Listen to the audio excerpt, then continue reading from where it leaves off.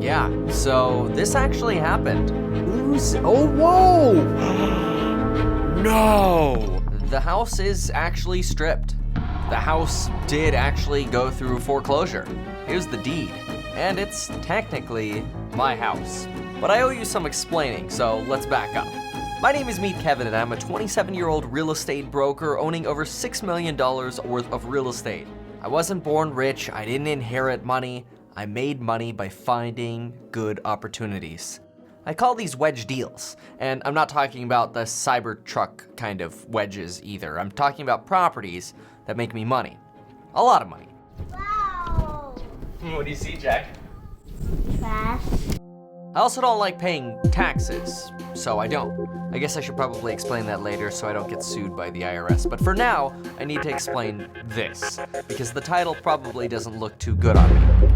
Got it. This house is currently publicly listed as a 3-bedroom, 1-bath house, about 1,500 square feet. It's on an over 2-acre lot in Southern California, and you can even see the ocean from parts of the house. This is literally a shell. I personally don't like houses that only have 1 bath, and I also don't like houses that have water mines in the backyard.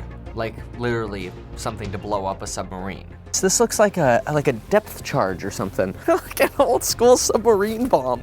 Just for giggles, look at this picture of what this contraption is, and then compare that to a mine designed for submarines in the ocean. Beyond that, the house is either on a sewer system, which would be good, or it's on a septic system, which would be bad. It either has water that comes from the city, which would be good, or it comes from a well, which would be bad. It's got metal storage containers, it's got a messed up garage, and well, it's got some hope.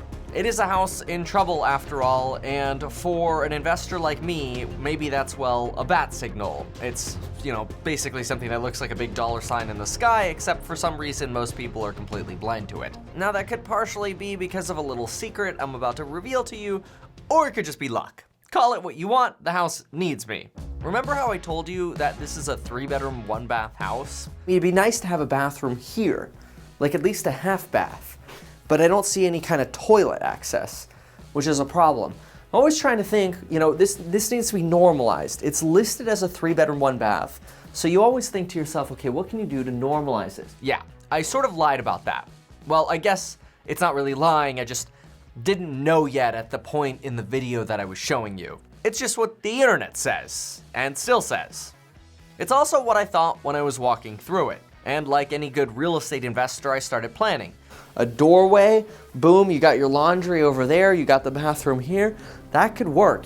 Quick intermission, huge shout out to John 1996 for buying a duplex that is going to pay him to live there. Congratulations, thanks for being a course member. If you're interested in joining any of the courses below, like the real estate investing courses, and you want to differentiate yourself from everybody else in the market, you want to learn how to buy below market value deals and do the transactions that I showcase on this channel, make sure to use that coupon code THX24, join the investing course, consider joining the real estate agent sales course, do-it-yourself property management, personal finance, we've got something for you. And just a heads up, because I'm going to run some ads for Black Friday pricing will be more expensive, so you loyal channel watchers can get in at a discount today. Use that code, link below. Most people don't like sharing their master bathroom with guests.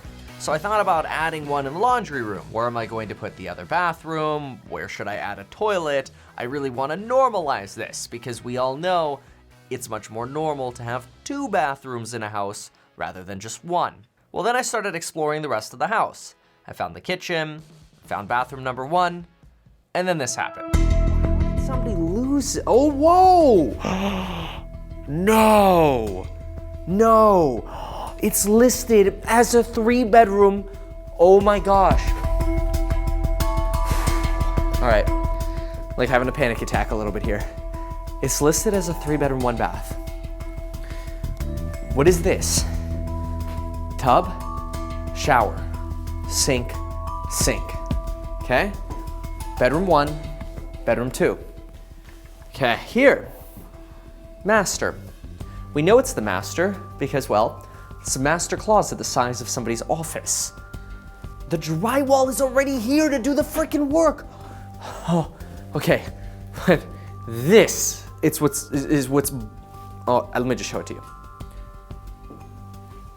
Look at what I found. Double vanity. Massive walk-in shower and toilet. This is a 3 and 2, and nobody on the internet knows. Here I was, having a mini panic attack of joy, realizing a house I thought had no potential was actually a 3-bedroom, 2-bath rock star of a house on a 2-acre, mostly flat lot, ripe for me to add a guest unit and turn this into a really profitable deal. Shiz on everything. Everything's plated. The electrical work looks pretty solid. The plumbing work, full solders, nice glue. Things are actually glued appropriately. Oh my gosh, everything is can lighted out. I mean, look in here.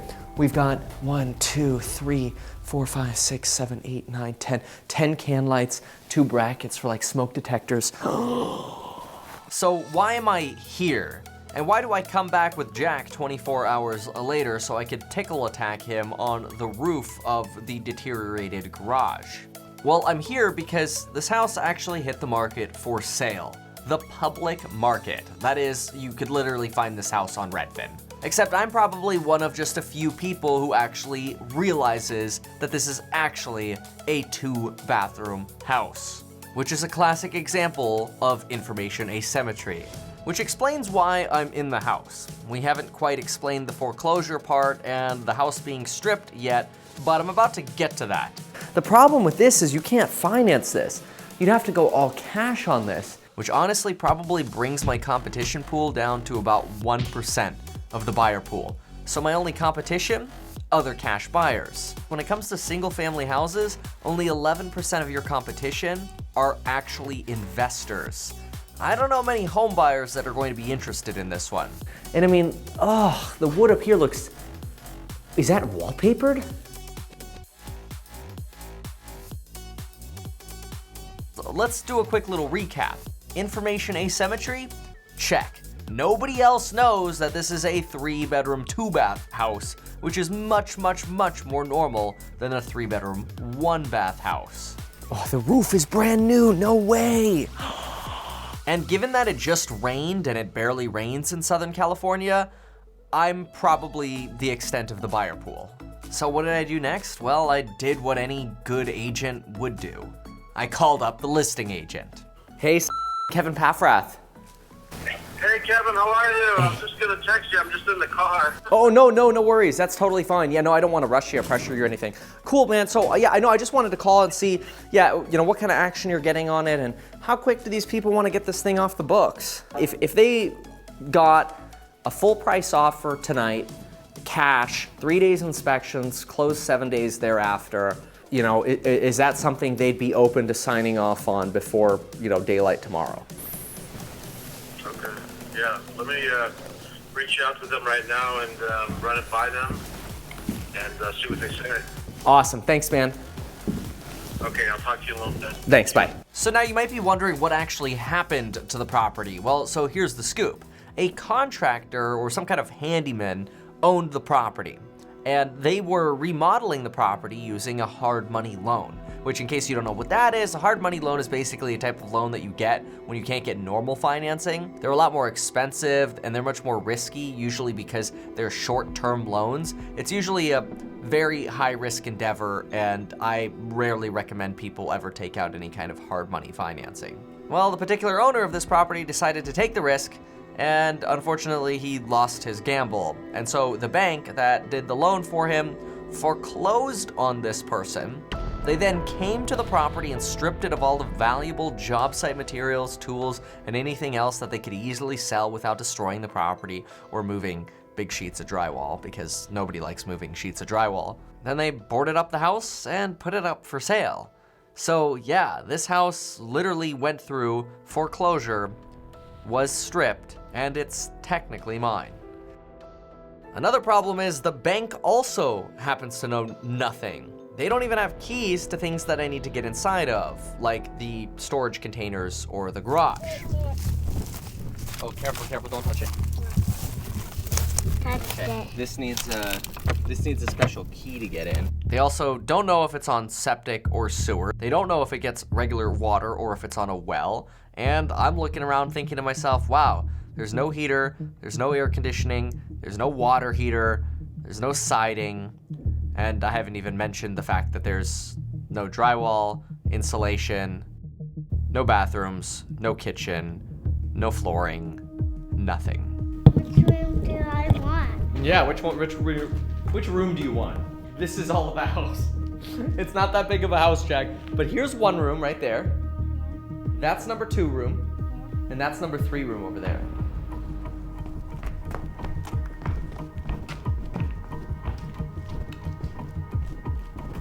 This. You want the laundry room? Yeah. Ah, you want to sleep with the laundry machines? Yeah.